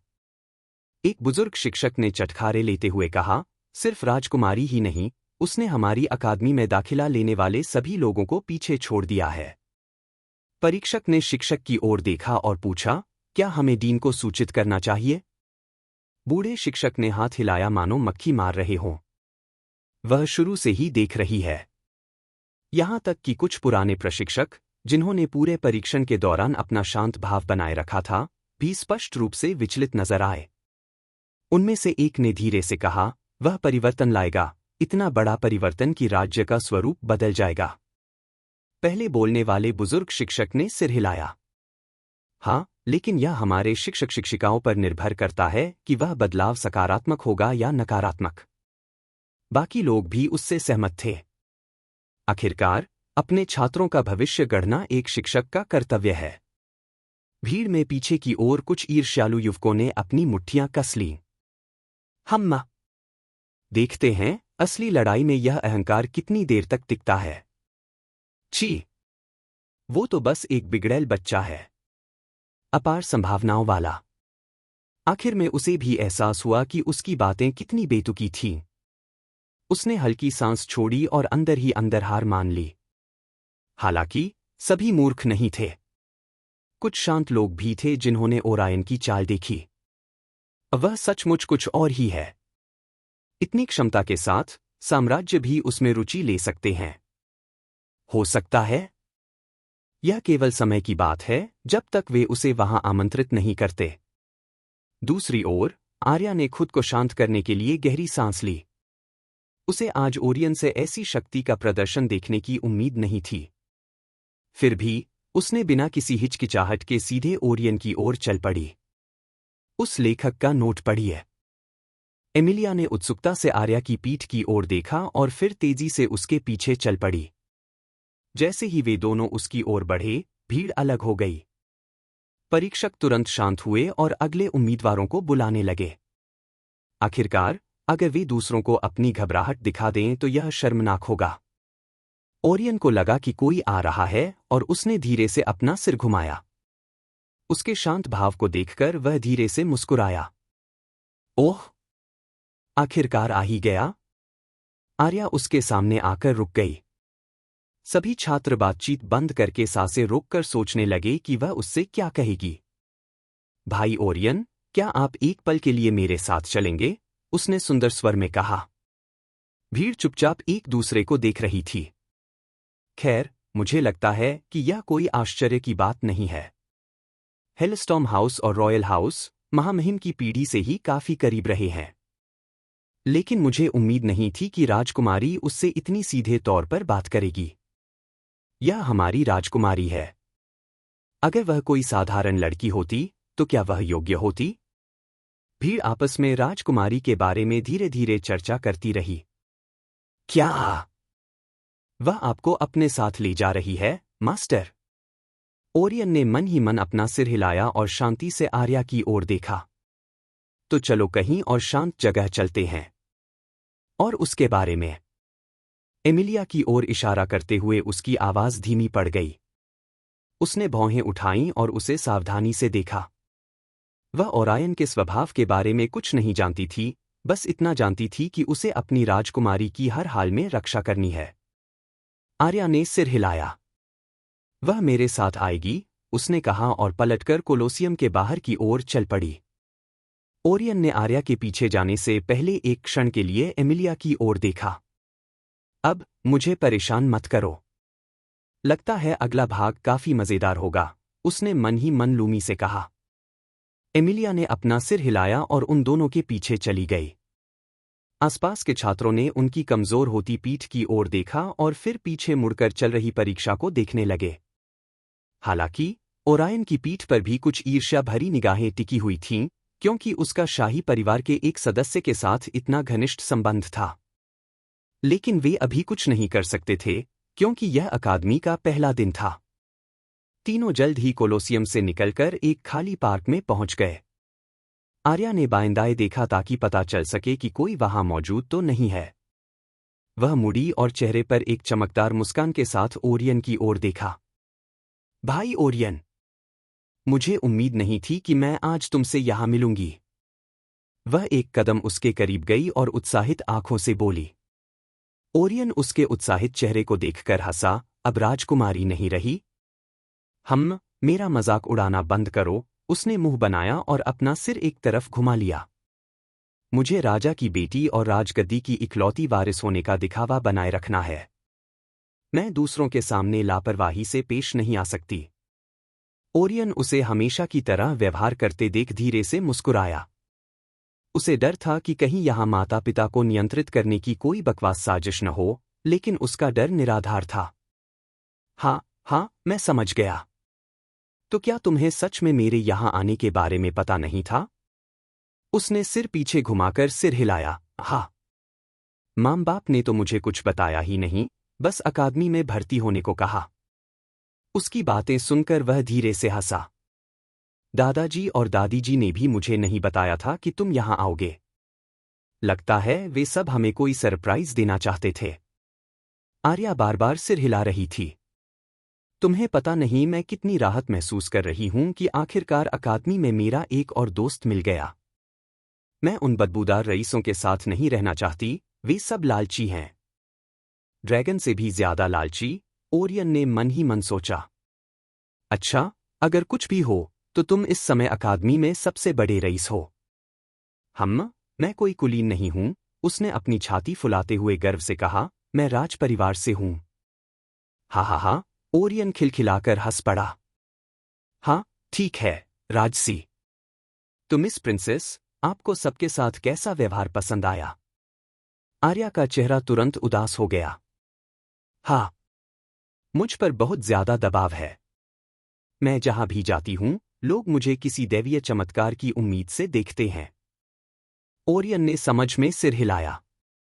वह कल्पना कर सकता था कि राज्य की इकलौती वारिस होने के नाते उस पर कितना दबाव होगा। एमिलिया ने आश्चर्य और उदासी से आर्या को देखा। क्या वह सचमुच उसके इतने करीब है? उसने मुझसे उसके बारे में कभी बात नहीं की। उन्होंने पूछा, क्या आपके माता पिता भी आप पर दबाव डाल रहे हैं? आर्या के चेहरे पर मुस्कान खिल उठी। वे तो मुझे सबसे ज्यादा प्यार करते हैं। वे मुझ पर दबाव कैसे डाल सकते हैं? ओरियन ने मुस्कुराते हुए सिर हिलाया। कम से कम यह तो अच्छी खबर है। तो खैर, भाई ओरियन, मुझे उम्मीद नहीं थी कि आप इतने बड़े प्रतिभाशाली व्यक्ति होंगे। मुझे लगा था कि मैं आपको यहां आश्चर्यचकित कर पाऊंगा, लेकिन आपने मेरी उम्मीदों को पार कर दिया। वह हंसा। अच्छा, तुमने तो मुझे हैरान कर दिया। मुझे उम्मीद नहीं थी कि तुम शाही राजकुमारी बनोगी। तुमने तो मुझे पहले यह बताया भी नहीं था। आर्या ने अपना हाथ अपने चेहरे पर रखा और धीरे से हंसी। इससे तो सरप्राइज खराब हो जाता। मैं ऐसा कैसे कर सकती थी? हालांकि तुम्हारा सरप्राइज तो और भी बड़ा था। तुममें पूरे राज्य या उससे भी आगे सबसे ताकतवर बनने की क्षमता है। यदि मुझे आपके शाही महामहिम के साथ बने रहना है, तो मुझे कम से कम इतनी राशि की आवश्यकता होगी, है ना? उसने मुस्कुराते हुए कहा। आर्या ने धीरे से मुस्कुराते हुए उसकी पीठ की ओर इशारा किया। वह एमिलिया है, मेरी निजी अंगरक्षक और मेरी एकमात्र अच्छी दोस्त। तुम्हें एक दूसरे को जानना चाहिए। मुझे लगता है कि तुम दोनों साथ में बहुत समय बिताओगी। ओरियन ने आखिरकार उसे गौर से देखा। उसके नीले बाल, चमकदार नीली आंखें और हाथ में भाला था। उसने उत्सुकता से उसकी ओर देखा और अभिवादन में सिर हिलाया। उसने भी सिर हिलाया और मुड़कर आर्या की ओर देखा। क्या उसके पास कोई भंडारण अंगूठी नहीं है?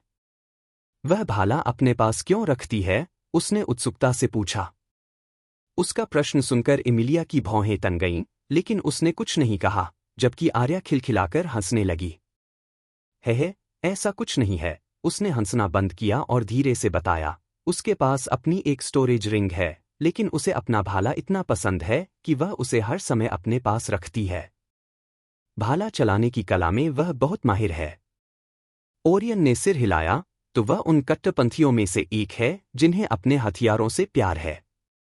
खैर, अब जब हम यहाँ आ ही गए हैं, तो चलिए अकादमी घूमकर देखते हैं। हम तीनों अपने मौजूदा अंकों के साथ बाकी बची परीक्षा छोड़ सकते हैं, आर्य ने खुशी से कहा। ओरियन ने भौहें चढ़ाई, सच? मुझे वहां थोड़ा और झुकने में कोई आपत्ति नहीं है। मास्टर, मिशन तो पूरा हो चुका था। मैंने उसकी वजह से नोटिफिकेशन नहीं दिया था। ओह, मैंने कितने लक्ष्य पूरे किए? उसने जल्दी से पूछा। है, बिल्कुल तीनों। आपने अपने 4 तत्व दिखाकर खोज पूरी कर ली। उसने सिर हिलाया, अच्छा है, अब मुझे दूसरों के निशाने पर आने के लिए बेवजह अपना सिर आगे नहीं बढ़ाना पड़ेगा। हाँ, भाई ओरियन, उसने चेहरे पर शरारती मुस्कान के साथ धीरे से कहा। मुझे यकीन है। आखिरकार, वे शाही राजकुमारी, उसके शाही अंगरक्षक और अकादमी के इतिहास के सबसे प्रतिभाशाली छात्रों में से एक को नाकाम करने की हिम्मत कैसे कर सकते हैं? ओरियन हंसा और सिर हिलाया। उसे यकीन था कि कोई भी शिक्षक या डीन भी उसके जैसे उच्चस्तरीय छात्र को मना नहीं करेगा। हालांकि, दूसरी तरफ, एमिलिया ने ओरियन को सावधानी से देखा। वह राजकुमारी के बहुत जल्दी बहुत करीब आ गया है। उसका कोई और इरादा तो नहीं है ना? उसका भाला धीरे से गुनगुनाया। मैं उसके अंदर बड़ी ताकत महसूस कर सकता हूं। उसे दुश्मन बनाना मूर्खता होगी। उसने आंखें सिकोड़ लीं, राजकुमारी के साथ उसके हंसते हुए चेहरे को देखते हुए। मुझे यह सुनिश्चित करना है कि वह राजकुमारी के लिए कोई खतरा न बने, चाहे मुझे बलिदान ही क्यों न देना पड़े। वाह वाह, बस करो। मुझे उसमें कोई दुर्भावना नहीं दिख रही, तो कम से कम तुम तो नहीं मरोगे। भाले की आवाज किसी अधेड़ उम्र की महिला की लग रही थी। वास्तव में, मैंने सैकड़ों वर्षों तक मुख्य भूमि पर प्रभुत्व बनाए रखा और अंततः यह घटिया टूथपिक बन गया। एमिलिया ने अपने विचार रोक दिए। मुझे अभी भी इसे स्वयं सत्यापित करना है। ओरायन और आर्य अकादमी की मुख्य इमारत की ओर चलने लगे। यह सचमुच एक दिव्य राज्य जैसा है। मुझे उम्मीद नहीं थी कि अकादमी इतनी भव्य होगी। ओरियन ने सभी अद्भुत दृश्यों को देखते हुए गहरी सांस ली। वहां न सिर्फ कई तैरते हुए मंच थे, बल्कि उन्हें प्रशिक्षण और जड़ी बूटियां उगाने के लिए भी कई जगहें दिखाई दी। कुल मिलाकर, यहां हर तरह की सुविधाएं मौजूद थीं। यह अकादमी हमारे राज्य जितनी ही पुरानी है, भाई ओरियन। या शायद उससे भी पुरानी। हमारे पास तो सिर्फ हमारे राज्य की स्थापना के समय के ही रिकॉर्ड हैं, उसने कहा। ओरियन ने अपना सिर हिलाया और कुछ देर तक इधर-उधर देखता रहा, लेकिन तभी उसे अकादमी में प्रवेश के दौरान महसूस हुई अजीब अनुभूति याद आ गई। उसने आर्या से इस बारे में पूछताछ करने का फैसला किया। अरे, वैसे, तुम्हें पता है अकादमी में घुसते समय मुझे कैसा महसूस हुआ? मुझे ऐसा लगा जैसे किसी चीज ने मेरे पूरे शरीर को स्कैन कर लिया हो। आर्या के चेहरे पर गंभीरता छा गई। हाँ, भाई ओरियन। वह यंत्र हमारी जाति में छिपे जासूसों का पता लगाने के लिए लगाया गया था। हम जोखिम नहीं उठा सकते और उन्हें अपने राज्य के उस मुख्य क्षेत्र में घुसने नहीं दे सकते जहां प्रतिभाशाली लोग इकट्ठा होते हैं। ओरियन ने भौहें चढ़ाई। उसे भी कुछ ऐसी ही उम्मीद थी, पर उसने नहीं सोचा था कि उसका अनुमान इतना सटीक बैठेगा। उन्होंने पूछा, क्या ऐसी अन्य जगह भी हैं जहां यह उपकरण उपलब्ध है? आर्य ने एक पल सोचा। राज्य के ज्यादातर बड़े प्रतिष्ठानों में ये उपकरण हैं, खासकर दूसरे घेरे के इलाकों में। ये सभी राक्षसों को पकड़ने के लिए आधुनिक उपकरणों से लैस हैं। ओरियन ने अपनी ठुड्डी रगड़ी। अब तक उन्होंने कितने राक्षसों को पकड़ा है? आर्य ने हल्की सांस छोड़ते हुए कहा, जितना हम चाहते थे, उससे कहीं ज्यादा। वे कमल की तरह पैदा होते हैं और कभी खत्म नहीं होते, चाहे हम कितने भी मार दें। ओरियन ने धीरे से अपना सिर हिलाया और विषय बदलने का फैसला किया। तो खैर, हम कक्षाएं कब से शुरू कर सकते हैं? लगता है परीक्षा चल रही है। आर्या धीरे से हंसी। पहले से ही कक्षाओं के लिए इंतजार नहीं कर सकते? हमें अभी भी 2 दिन और इंतजार करना होगा। परीक्षा कल तक जारी रहेगी। फिर वे सभी के परिणामों को संकलित करने में 1 दिन लेंगे। फिर तीसरे दिन सभी नए छात्रों के लिए एक समारोह होगा। उसने अवाक होकर उसकी ओर देखा, जिससे वह धीरे से हंस पड़ी। हे, क्या तुमने सोचा था कि ऐसा कुछ नहीं होगा, क्योंकि यह एक रॉयल अकादमी है? हाँ। तो फिर हमें घर वापस चलना चाहिए, दोपहर हो चुकी है। उसने आसमान की तरफ देखा तो सूरज धीरे धीरे नीचे आ रहा था। आर्या ने सिर हिलाया। मुझे भी घर वापस जाना चाहिए। मैं पापा और मम्मी को तुम्हारे बारे में बताने के लिए बेताब हूं। वे तुम्हारे लिए बहुत खुश होंगे। ओरियन उसकी बात सुनकर हंसा और एमिलिया के भाले पर नजर डाली। जब से वह आई थी, उसे ऐसा लग रहा था मानो भाला उसे घूर रहा हो। तुम्हारे पास बहुत अच्छा भाला है, उसने हल्के से टिप्पणी की, जब उसने उसे चुपचाप अपनी ओर देखते देखा। उसने उसकी ओर आंखें सिकोड़ते हुए सीधे कहा, यह पारिवारिक विरासत है। हाँ, बस एक पुराना जंग लगा भाला जो एक बेवकूफ के परिवार में धूल जमा कर रहा है। भाले से एक व्यंग्यात्मक आवाज निकली और सीधे एमिलिया के हाथ में आ गई। उसने अपनी पकड़ मजबूत कर ली और उसकी बातों पर ध्यान नहीं दिया। आर्या ने भाले पर नजर डाली। यह भाला एशबोर्न परिवार के पास बहुत समय से है। हर पीढ़ी का उत्तराधिकारी इसे चलाता है। इसका इतिहास कुछ रईसों से भी बड़ा और समृद्ध है। अपनी बात खत्म करते हुए वह हल्के से हंस पड़ी। वह अवाक होकर उसकी ओर देखने लगा। तुम हमेशा रईसों पर कटाक्ष क्यों करती हो? उसने अपनी जीभ बाहर निकाली और एमिलिया के पास वापस चली गई। हे, क्योंकि मुझे वे पसंद नहीं है। उसने अपना सिर हिलाया जब उसने उन दोनों को दूर जाते देखा। कुछ देर बाद उनकी पीठ गायब हो गई। अब मैं फिर से अकेला हूं, उसने हाथ बढ़ाते हुए कहा। मुझे इनाम दिखाओ, लिल्लूमी। इस बार मुझे क्या मिला? डिंग डिंग। खोज पूरी हुई अकादमी तक। बधाई हो, गुरुजी। आपने सफलतापूर्वक सभी छात्रों, शिक्षकों और अकादमी के डीन को चौंका दिया है। इनाम प्लस 150 एसपी प्रदान किया गया। पूर्ण समापन बोनस प्लस 50 एसपी प्रदान किया गया। कुल इनाम प्लस 200 एसपी।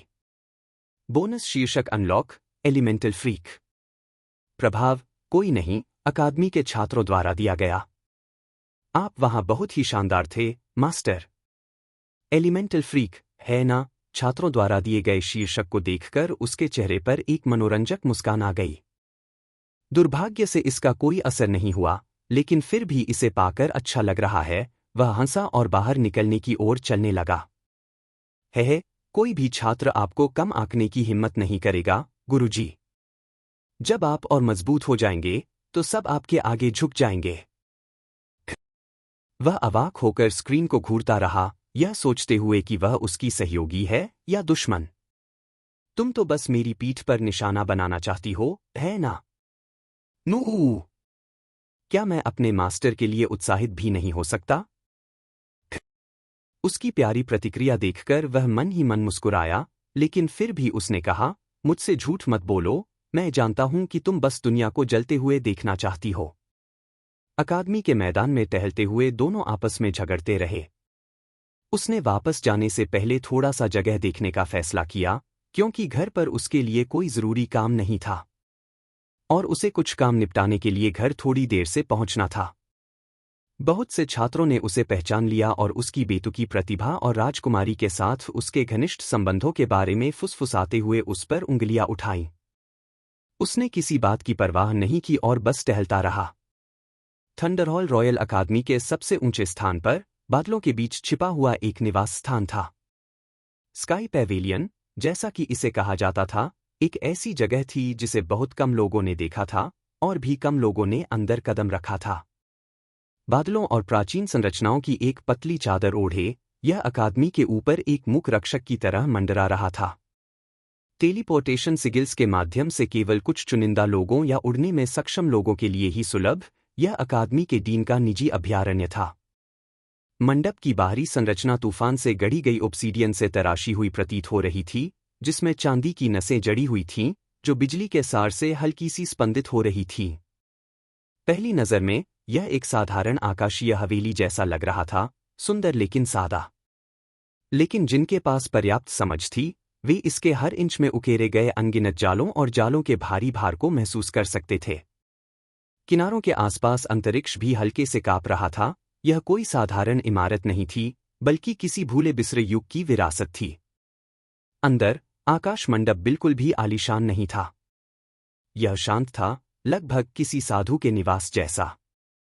वहां चांदी के घास और वज्र पुष्प कमलों का एक छोटा सा बगीचा था जो मन की धड़कनों से गुंजायमान था, और एक शांत तालाब था जो ऊपर के तूफानी आसमान को प्रतिबिंबित कर रहा था। एक तैरता हुआ गोला, जिसे अकादमी नेत्र कहा जाता था, भीतरी कक्ष के केंद्र में मंडरा रहा था और परिसर के हर कोने से दृश्य प्रक्षेपित कर रहा था। प्रवेश द्वारों से लेकर सबसे गहरे प्रशिक्षण मैदानों तक कुछ भी उसकी नज़र से नहीं बच पाया, सिवाय निजी प्रशिक्षण मैदानों के। अकादमी की डीन होने के नाते अपने छात्रों के रहस्यों पर जासूसी करना उनके लिए अनुचित था। और उस गोले के नीचे एक महिला बैठी थी, जवान फिर भी बूढ़ी, मजबूत फिर भी कमजोर। यह एक ऐसा विरोधाभासी अस्तित्व था जो उसके आसपास के स्थान को विकृत करता हुआ प्रतीत हो रहा था। उसका लंबा, चांदी नीला लबादा ऊपर से आ रही तूफान की बिजली की चमक को प्रतिबिंबित करते हुए मंद मंद झिलमिला रहा था। उसकी आंखें, जो दो वज्रों की तरह तेज थीं, आधी बंद थीं, जब वह टूटे हुए जेड कप से चाय की चुस्कियां ले रही थी। वह थंडरहॉल रॉयल अकादमी की डीन थी। और इसी क्षण उसकी आंखें थोड़ी और चौड़ी हो गईं। तत्वों का दीवाना, है ना? उसने बुदबुदाते हुए कहा, शब्दों को हवा में ही रहने दिया। कितने हजार साल हो गए हैं जब कोई चार तत्वों से जुड़ा हुआ इंसान पैदा हुआ है? या क्या कोई ऐसा भी हुआ है जिसकी चार तत्वों से जुड़ी हुई हों? उसने एक उंगली उठाई और अकादमी की आंख हिल गई, जिससे ओरियन का चेहरा सामने आ गया, जो हंस रहा था। वह अंदर ही अंदर लूमी से झगड़ रहा था, किसी अन्य छात्र की तरह आंगन में चल रहा था। हम्मा! क्या वो पागल है? वो मन ही मन क्यों हंस रहा है? या? उसने आंखें बंद कर लीं और कुछ देर सोचा। क्या उसके पास चेतना का कोई खजाना है? ये तो ज्यादा समझ में आएगा। फिर उसने अपनी नजरें एकाग्र कीं। उसकी आंखों में रून चमक रहे थे और वह ओरियन की ओर गहराई से देख रही थी। हालांकि अचानक उसने अपना सिर घुमाया और सीधे अकादमी की आंख में देखा। उनकी निगाहें एक दूसरे से मिलते ही उसकी सांसें रुक गईं। नहीं, बंद। उसी क्षण पूरा प्रक्षेपण थम गया। आंख झपक गई, जिससे वहीं का वहीं संबंध टूट गया। किसी और ने तो केवल उसका भ्रमित चेहरा ही अकादमी की आंखों की ओर मुड़ता देखा होगा, हालांकि डीन ने और भी बहुत कुछ देखा। उसने उस मानव शरीर में एक राक्षस का साया देखा। क्या यही उसकी क्षमता का प्रकटीकरण था? उसने भौहें चढ़ाई और बहुत देर तक सोचा। मुझे उस पर किसी शैतानी उपस्थिति का आभास नहीं हो रहा, और वह एक शुद्ध इंसान लग रहा था। थोड़ी देर बाद उसने अपना सिर हिलाया और फुसफुसाया, वह बदलाव लाएगा। जवाब में बादलों में दूर ऊपर एक तूफान गरज उठा। फिर उसकी नज़र उसके पीछे की सीलबंद दीवार की ओर गई, जिस पर अकादमी के शीर्ष 10 ऐतिहासिक प्रतिभाओं के नाम अंकित थे। वह धीरे से टिमटिमा रहा था। बस एक बार। और फिर प्रकाश सामान्य हो गया। डीन के होठों पर एक हल्की सी मुस्कान आ गई। देखते हैं तुम कितनी दूर तक जा पाते हो, हेलस्टॉर्म के बदमाश। अकादमी के बाहर एक आलीशान गाड़ी के पास दो आदमी खड़े होकर आपस में हंस रहे थे और बातें कर रहे थे। तो वापस लाए गए एल्फ मास्टर के बारे में तुम्हें क्या मिला? एडगर ने सीधे ल्यूकन से पूछा। लूकन ने अपनी गर्दन रगड़ी और चारों ओर देखा। उस बारे में मुझे शिकारी समूह तो मिल गया, लेकिन मुझे ज्यादा जानकारी नहीं मिल सकी। उन्होंने उसे जंगल में बेहोशी की हालत में पाया, और चूंकि उनका उपनेता पहले से ही घायल था, इसलिए वे जल्दी से शहर वापस आ गए। एडगर ने भौहें चढ़ाई। यह तो परेशान करने वाली बात है। हम सचमुच उस लड़की के बारे में कुछ नहीं ढूंढ पा रहे हैं? लूकन झुके और धीरे से फुसफुसाए, हम लेडी सेलेन से एल्फ की आत्मा की खोज करने के लिए कह सकते हैं। एडगर ने लूकन के सिर के पीछे थप्पड़ मारा। तुम मूर्ख हो, क्या तुम मुझसे इतनी नफरत करते हो कि तुम चाहते हो कि मैं लेडी सेलन से पिट जाऊं? उसने उसकी ओर इशारा करते हुए जोर से गाली दी। लूकन जल्दी से पीछे हटा और अपने सिर के पिछले हिस्से को रगड़ते हुए बोला, खांसी, यह तो बस एक सुझाव था। मुझे भी यह जानने में काफी दिलचस्पी है कि वह कहाँ से है। तो हमें इंतजार करना होगा, वरना शायद हमें कभी पता ही न चले। जब तक यंग मास्टर सुरक्षित हैं, हमें इससे कोई मतलब नहीं कि वह कहाँ से हैं। एडगर ने अपना सिर हिलाया और सीधा खड़ा हो गया। ठीक है, युवा गुरु। क्या उन्हें काफी देर नहीं हो गई है? शाम होने वाली है और मुझे लगा था कि वे जल्द ही वापस आ जाएंगे। लुकान ने अकादमी के दरवाजों की ओर मुड़कर देखा, जहां पहले की तुलना में अब कम भीड़ थी। हालांकि अभी भी वहां रईसों की गाड़ियां मौजूद थीं जो अपने युवा स्वामियों या युवा महिलाओं के लौटने की प्रतीक्षा कर रहे थे। एडगर ने अपनी दाढ़ी पर हाथ फेरा और सोचते हुए कहा, मुझे लगता है कि मास्टर ने मुझे बताया था कि लेडी आर्या भी अकादमी में आएंगी। उसकी बातें सुनकर लूकन ने भौहें उठाईं और अजीब तरह से हंसा। वरिष्ठ एडगर, क्या आपको लगता है कि युवा मास्टर ओरियन लेडी आर्या के साथ व्यस्त हैं? एडगर के होंठ फड़क उठे। आज पिटाई चाहिए या क्या? अगर शाही परिवार में से किसी ने तुम्हारी बात सुन ली तो हम दोनों के सिर जमीन पर होंगे।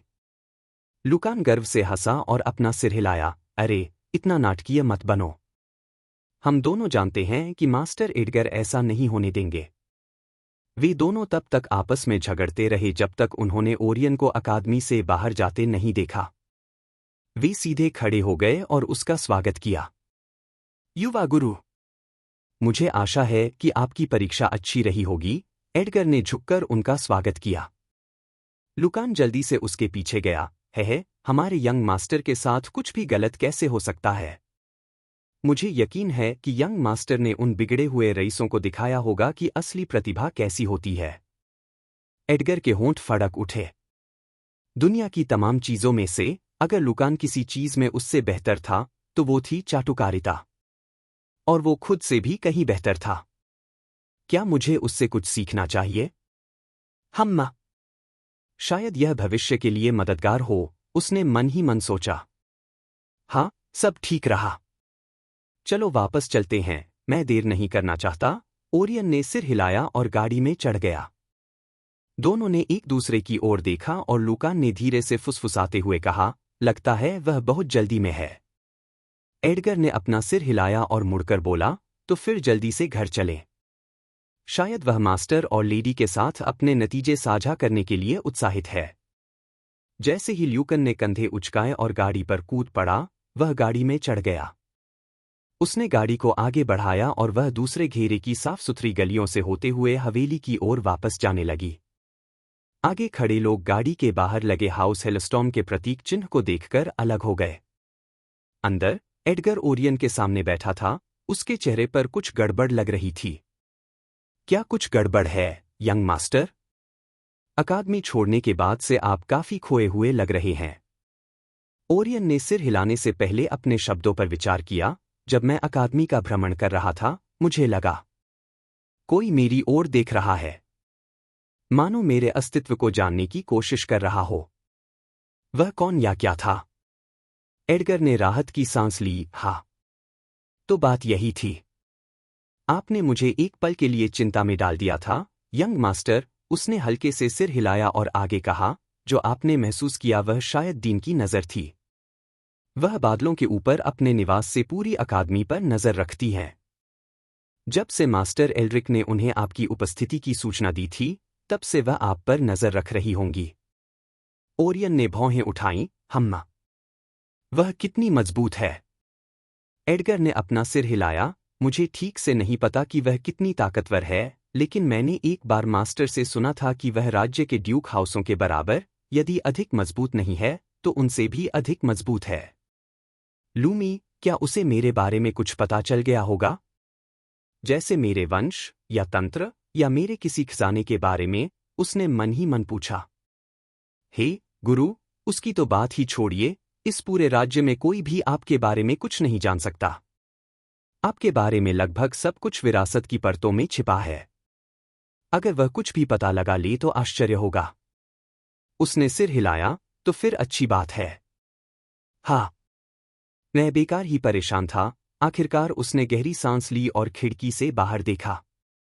मैं बस यही जानना चाहता था, अंकल एडगर। मुझे जवाब देने के लिए धन्यवाद, उसने खिड़की से बाहर देखते हुए हल्के से कहा। अरे नहीं नहीं, यंग मास्टर, अगर आपको कोई समस्या हो तो आप मुझसे मदद मांग सकते हैं, एडगर ने उसके सामने हाथ हिलाया और जल्दी से कहा। ओरियन ने सिर हिलाया और गाड़ी फिर से शांत हो गई। लुकान, जिसने सब कुछ सुन लिया था, हंसा, लेकिन इस बार उसने कोई टिप्पणी नहीं की। गाड़ी चुपचाप आगे बढ़ती रही, सब अपने अपने काम में लगे रहे। और कुछ ही देर में वह हेलस्टॉर्म एस्टेट के सामने पहुंच गई। हम वापस आ गए हैं, युवा मास्टर, लुकन ने बाहर से ऊंची आवाज में कहा। हाँ हाँ, चिल्लाने की जरूरत नहीं है। मैं तुमसे ज्यादा दूर नहीं हूं, उसने सिर हिलाया और गाड़ी से उतर गया। मैं दादाजी और दादी जी को ढूंढने जा रहा हूं, उसने कहा और हाथ हिलाते हुए मुड़ा और चला गया। एडगर और लुकन ने सिर हिलाया और अपना काम करने चले गए। वह जल्द ही एस्टेट के मुख्य हॉल में पहुंच गया, जहां एल्ड्रिक और सेलेन बैठे थे। हॉल में प्रवेश करते हुए उसने खुशी से कहा, दादाजी, दादी जी, मैं वापस आ गया हूं। आह, लड़के, तुम वापस आ गए, एल्ड्रिक ने अपना सिर उठाया और मुस्कुराते हुए उसकी ओर देखा। परीक्षा कैसी रही, प्रिय? दूसरी ओर, सेलिन ने धीरे से पूछा। है, यह कैसे गलत हो सकता है? हालांकि कुछ जटिलताएं थीं। मैं तुम्हें उनके बारे में बाद में बताऊंगा। सेराफ कहाँ है? हे, एक लड़की मिल गई और अपने बूढ़े आदमी को भूल गए, एल्ड्रिक ने मुस्कुराते हुए कहा। सेलेन ने धीरे से मुस्कुराते हुए कहा, वह अपने कमरे में है। तुम जाकर उससे मिलो। तुम्हें गए हुए पूरा दिन हो गया है। वह हंसा और उसके पास जाने से पहले अपना सिर हिलाया। यह बदमाश, एल्ड्रिक ने बिना बोले अपना सिर हिलाया। सेलेन ने धीरे से मुस्कुराते हुए उसके कंधे पर थपथपाया। दस्तक दस्तक। सेराफ, यह मैं हूं, ओरायन। मैं अंदर आ रहा हूं, उसने धीरे से कहा। हमेशा की तरह, दूसरी तरफ से कोई जवाब नहीं आया। उसने हल्के से सिर हिलाया और धीरे से गेट खोला।